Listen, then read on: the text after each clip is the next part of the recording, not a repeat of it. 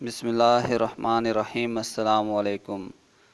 سعودی year lines نے 17 مئی رات 1 بجے سے فلائٹ آپریشن بحال کرنے کا اعلان کر دیا ہے۔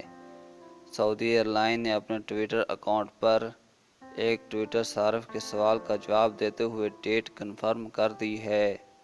اپنے پیغام میں کہا کہ ہم اپنے کسٹمرز کو خوش آمدید کہتے ہیں۔ تمام بین الاقوامی پروازیں بروز سوموار رات 1 بجے سے کھولی جا رہی ہیں، لیکن پروازوں کی بحالی کا اطلاق ان 20 ممالک پر نہیں ہوگا جن پر فلائٹ آپریشن معطل ہونے سے قبل پابندی لگائی گئی تھی۔ ان 20 ممالک میں انڈیا اور پاکستان سمیت ارجنٹائن، متحدہ عرب امارات، جرمنی، امریکہ، Indonesia, Japan, Ireland, Italy, Brazil, پرتگال، برطانیہ، ترکی، جنوبی افریقہ، سویڈن، فرانس، لبنان، مصر اور سوئس کنفیڈریشن شامل ہیں۔